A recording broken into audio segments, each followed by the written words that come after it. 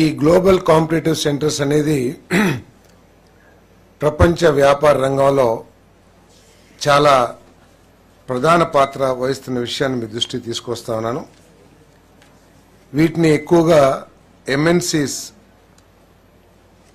Foreign కంట్రీస్లో ఎక్కువగా స్థాపిస్తూ ఉన్నారు. రిమోట్ వర్క్, హైబ్రిడ్ వర్క్ మరియు కోవర్కింగ్ స్పేస్ల వంటి అత్యాధునిక సర్వీస్ డెలివరీ మోడల్ని ఏర్పాటు చేయటం ఈ పాలసీ యొక్క లక్ష్యం అని చెప్పేసి మనం చేస్తా ఉన్నాను. నేను ఈ పాలసీ మూలంగా రాష్ట్ర ఆర్థిక పరిస్థితి, గిగ్ ఎకానమీ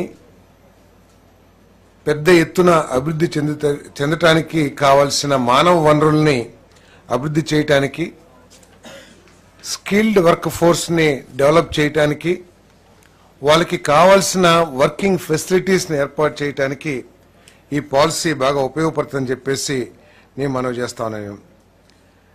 ఈ పాలసీ 2000 స్వర్ణాంధ్ర విజన్ 2047లో భాగంగా ఒకే కుటుంబం, ఒక కుటుంబానికి ఒక పారిశ్రామికవేత్త ఏదైతే ఆలోచన ఉందో గౌరవ ముఖ్యమంత్రి గారి ఆలోచన, ఆ ఆలోచన లక్ష్యాలను సాధించడం కోసం ఈ పాలసీ ఉపయోగపడుతుందని చెప్పేసి కూడా ఈ సందర్భంగా తెలియజేస్తా ఉన్నాను.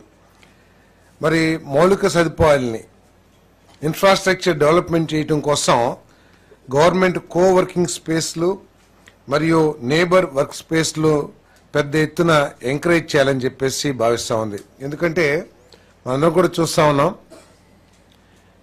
ఒకప్పుడు ఉద్యోగం అంటే పొద్దున్నే 9ంటికి వెళ్ళో లేకపోతే వాళ్ళ టైం నిర్దేశించబడ్డ సమయానికి వెళ్ళి సాయంత్రం వరకు అదే ఆఫీస్లో కూర్చుని పనిచేసే విధానం ఉండేది.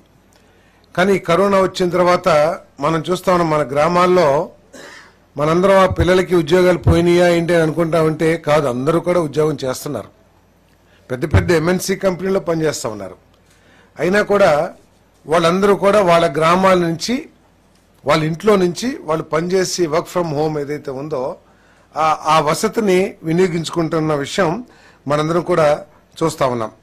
దానికోసం అని చెప్పేసి ఈ కోవర్కింగ్ స్పేస్ని, అదేవిధంగా నేబర్ వర్క్ స్పేస్ని డెవలప్ చేయాలని ఈ ప్రభుత్వం ఆలోచన చేస్తుంది. దానికోసం ఎవరైనా డెవలప్ చేస్తే వాళ్ళందరికీ కూడా మరి ఇన్సెంటివ్స్ ఇచ్చే కార్యక్రమం కూడా చేయబోతున్నామని చెప్పేసి మనం చేస్తాను. కోవర్కింగ్ స్పేస్ అంటే కేవలం ఐటీ కంపెనీ పెట్టేసి ఉద్యోగం అయిపోగానే వాళ్ళ ఇంటికి వాళ్ళు వెళ్ళిపోతారు, అట్లా కాకుండా ఒకే సెంటర్ని ఏర్పాటు చేసి ఐటీ కంపెనీ, అక్కడే షాపింగ్ కాంప్లెక్స్, అక్కడే ఇంకేదన్నా ఎంటర్టైన్మెంట్ సెంటర్స్ కానివ్వండి, ఆ విధంగా ఒక కాంప్లెక్స్ లాగా తయారు చేయటం కోవర్కింగ్ స్పేస్లో భాగంగా చేస్తాం. అదేవిధంగా నైబర్హుడ్ వర్కింగ్ స్పేస్ ఏదైతే ఉందో ఆ డెవలపర్స్ ఇది మెయిన్గా తిరుపతి, వైజాగ్, విజయవాడ, అమరావతి ఇటువంటి పెద్ద సెంటర్స్లో ఉంటాయి. దీనికి అనుబంధంగా పల్లెటూరులో కూడా లేదా చిన్న చిన్న సెంటర్ మండల హెడ్ క్వార్టర్స్లో కూడా ఈ కోవర్కింగ్ స్పేస్ ఏర్పాటు చేసి అక్కడ ఆ విలేజెస్లో కూడా వాళ్ళందరూ కూడా పనిచేసే ఎన్విరాన్మెంట్ని కల్పించాలనేది ఈ పాలసీ యొక్క లక్ష్యం అని చెప్పేసి మనం చేస్తా ఉన్నాను నేను. దాంట్లో కోవర్కింగ్ స్పేస్ డెవలపర్స్కి అంటే మినిమం 100 సీట్స్ 10,000 స్క్వేర్ ఫీట్ ఉండే స్పేస్ని డెవలప్ చేయాలి. అటువంటి వాళ్ళకి 50% క్యాపెక్స్ కాస్ట్లో సబ్సిడీ ఇవ్వడం జరుగుతుందని చెప్పేసి మనం చేస్తాను. అదేవిధంగా మ్యాక్సిమం 2,000 రూపాయలు పర్ స్క్వేర్ ఫీట్, అంటే సపోజ్ ఒక 1000 స్క్వేర్ ఫీట్ డెవలప్ మినిమం 10,000 చేయాలి.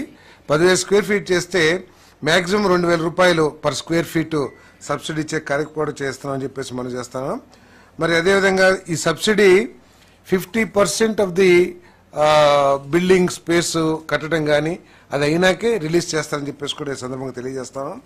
అదేవిధంగా 2,000 రూపీస్ పర్ సీట్, అంటే ఒక 100 మందికి గనక వర్కింగ్ స్పేస్ ఏర్పాటు చేస్తే ఆ 100 మందికి 2,000 రూపీస్ కాదు కానీ 2 lakhs రూపీస్ 6 monthsకి ఇన్సెంటివ్గా ఇచ్చే కార్యక్రమం కూడా చేయబోతుందని చెప్పేసి మనం చేస్తాను. అదేవిధంగా నైబర్హుడ్ వర్కింగ్ స్పేస్ ఏదైతే ఉందో గ్రామాల్లో లేకపోతే మండల హెడ్ క్వార్టర్స్లో ఏదైతే స్టార్ట్ చేస్తారో అక్కడ మినిమం 10 సీట్లు అంటే 10 వర్క్ స్టేషన్స్ కావాలి. Minimum 1,000 square feet developed area ఉండాలి. అంటే ఒక చిన్న స్పేస్లో కూడా దాంట్లో ఒక 10 మంది పనిచేస్తే ఆ మండల హెడ్ క్వార్టర్స్లో వాళ్ళకి 50% కేపెక్స్ కాస్ట్, అదేవిధంగా 1000 rupees per square feet, 80% subsidy release చేస్తాం. అది 50% వర్క్ అయిపోయిన తర్వాత వాళ్ళకి 1000 రూపీస్ పర్ సీట్.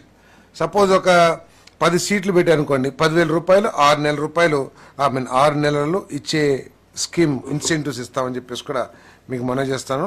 అదేవిధంగా ఐటీ క్యాంపస్ అంటే మీకు తెలిసిందే, చాలా పెద్ద 5 లక్షలు పైబడి ఉండే ఫ్లోర్ ఏరియా ఏదైతే ఉంటుందో ఆ ఐటీ క్యాంపస్లో ఎవరైనా ఏర్పాటు చేస్తే వాళ్ళకి 50% క్యాపిటల్ సబ్సిడీ ఇస్తారు. 2,000 రూపాయలు పర్ స్క్వేర్ ఫీట్ ఇవ్వడం జరుగుతుంది, అదే 5 సంవత్సరాల్లో. అదేవిధంగా 30% ఇచ్చిన తర్వాత కన్స్ట్రక్షన్ అయిన తర్వాత ఈ సబ్సిడీ రిలీజ్ చేసే కార్యక్రమం చేస్తామని చెప్పేసి కూడా ఈ సందర్భంగా తెలియజేస్తాను. ఇవన్నీ ఏంటంటే ఈ రాష్ట్రాన్ని ఐటీ హబ్గా డెవలప్ చేయాలి.